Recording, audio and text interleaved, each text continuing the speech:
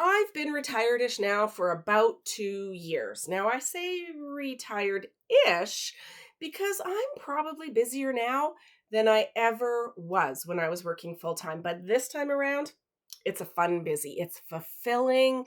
It's what I want to do, not what anyone else wants me to do.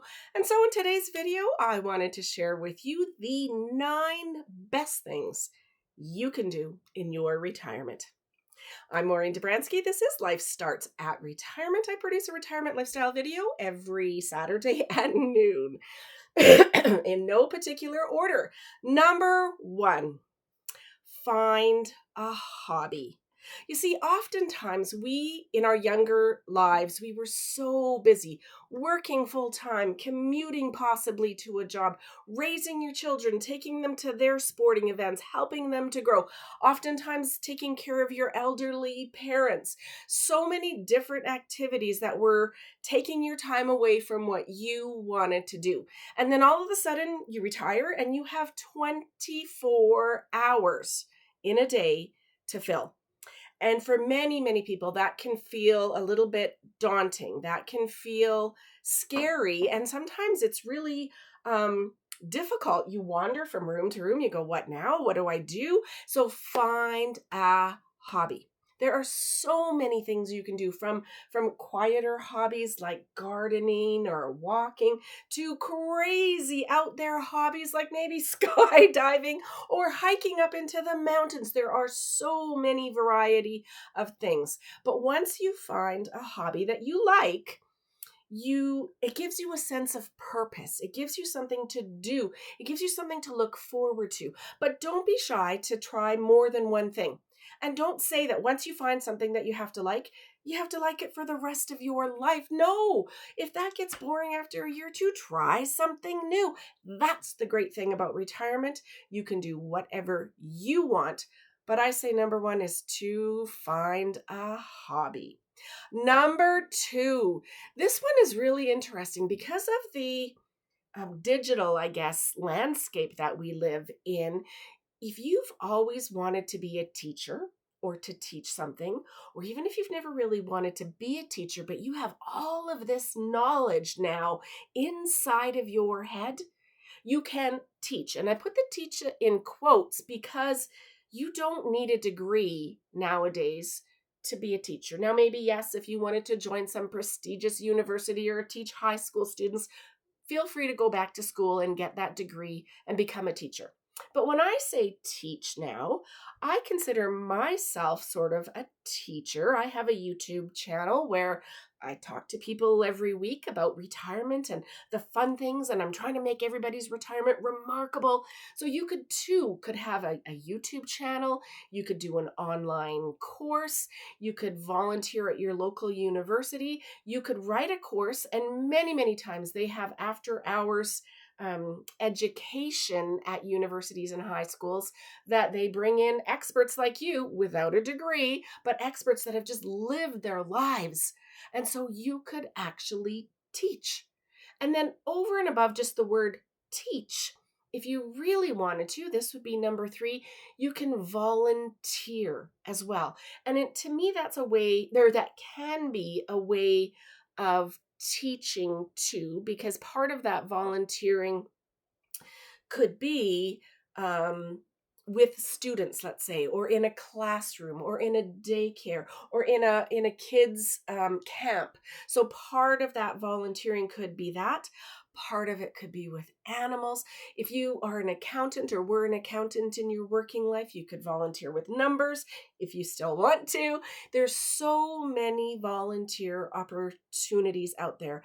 And some of the major studies about retirement say the people that volunteer and feel that they're giving back, that they have a purpose, that they have a passion, live longer and better retirements.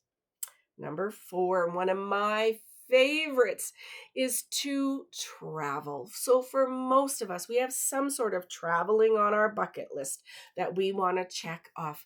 Now is the perfect time. Now, for me, I'm very, very, very, very fortunate. I am, like I mentioned, I'm a guest lecturer on a cruise ship. So therefore, I can travel the world on these cruise ships. And I do have to give back my time and my energy and my knowledge, but I love it. So we have been traveling the world. In fact, this year we were in 29 different countries traveling on a cruise ship. Now, if you aren't able to do that, and of course, if you're not able to spend the money that would have cost us, there's so many different things that you can do. First of all, save up for that one big trip that you've always wanted. Take that one that you've always wanted to do and check that off of your bucket list before you're not able to. But over and above that, if you have a home, you can try house sitting away. So there's, I think it's even called house sitting home away maybe, a website where you can go online and you can swap houses. So someone can stay at your house for a month, you can stay at someone else's house for a month. So you can swap homes. You can house sit someone. You can dog sit someone's house. There's many, many different ways. Then there's group travel out there where it's much more reasonable than it would be if you were on your own doing it all of the time. And then, of course, if you've always wanted to live somewhere else, maybe, and travel and go somewhere else like that, you could maybe rent out your home 6 months in the winter and go somewhere for 6 months. You've now got income for 6 months of the year, and away you go and enjoy your life. Make your retirement remarkable. Number five, I highly recommend this one, is take part in some type of sports. It seems like for me, when I first retired, I kept thinking I'm on holidays, I'm on vacation. So I gave myself that permission to eat more, the permission to drink more, the permission to have that chocolate cake or that bag of chips or whatever it was. And next thing you know, after the summer's over, I put on my jeans again and darn it, they're too tight. So some type of sports. And it seems the older we get, the older we get, the less strenuous, but to each his own. Whatever level of fitness you're at, start there. But I highly recommend it. And once again, in so many of the retirement studies, it seems like the fitter you are, not sure that's a word, the more fit you are and the healthier you eat, the longer you live and the more vibrant and exciting your retirement will be. So think back to, what did you love to do as a kid? Did you love to hike? Did you love to run? Did you love to swim? Did you love to just walk? Whatever that might look like, do it. Number 6, write. Write a book, write your memoir, write something for your grandchildren, write whatever it is that you know. And this, similar to teaching. With the online digital world that we live in today, you can write and you can tweak it and you can do it and you can put it online. I don't know if you'll make millions of dollars. I don't know if you'll sell one or none, but just the process of using your brain, of thinking, of challenging yourself to achieve some of your goals are amazing. They keep you young. It keeps you vibrant. It keeps you healthy, and it keeps your brain moving. So number 7, speaking of keeping your brain moving, learn a new language or learn new things. Let's start with a language, because I'm trying to half learn Spanish a little bit, a little bit. So I'm learning a bit of Spanish, but it's easy again. I can go online onto YouTube. I can sign up for all of these different YouTube videos, watch them, repeat after them. There's Duolingo, there's a free version. There's a paid version, whatever it is that you want. And again, online, you can sign up for a reasonably priced online course that you could take once a week by computer and learn to speak a new language. But then over and above just new language, there's so many things that you can learn. Did you always want to play a guitar? Did you always want to learn how to golf?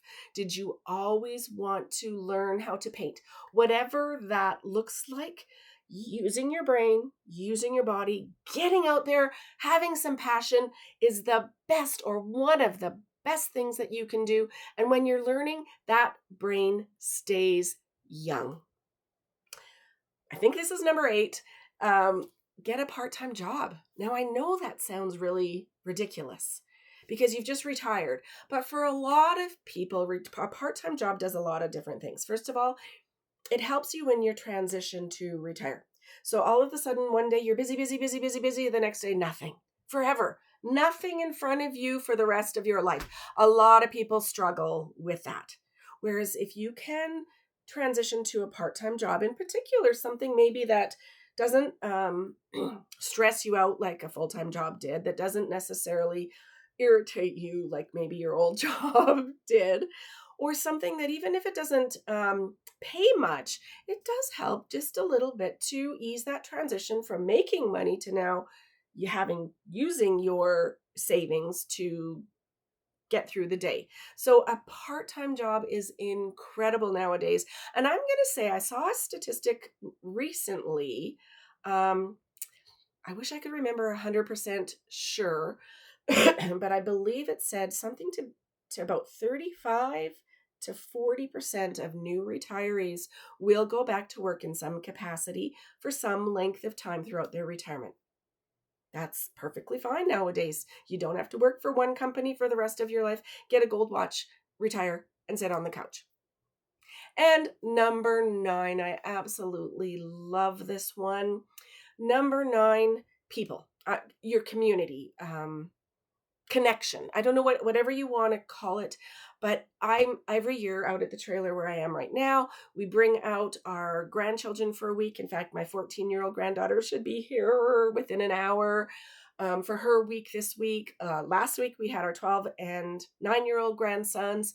2 weeks ago we had our 2 and 6-year-old grandsons. It is so much fun. So that's grandchildren. I'm very, very fortunate. I have 6 of the little suckers, but more than just your grandchildren, friends, family, meet new friends. Connection to me is so important in retirement. Talking to people, sharing ideas, laughing, mingling, just talking about the world and staying relevant. It's a big, big challenge for many people who have been relevant or view themselves as relevant, and all of a sudden they view themselves as irrelevant with nothing. So family, friends, keeping up with one another, and meeting new people. Those are the 9 best things that you can do in your retirement.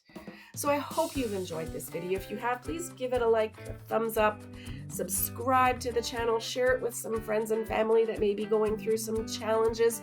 And we have a huge Facebook group. Speaking of staying in touch, it's over 35,000 people now. Facebook.com/group/Life Starts at Retirement. Pop on in there, join the group, and share with us where you're from and what you've been up to in your retirement. And I am so pleased that you spent this time with me. I look forward to seeing you next week.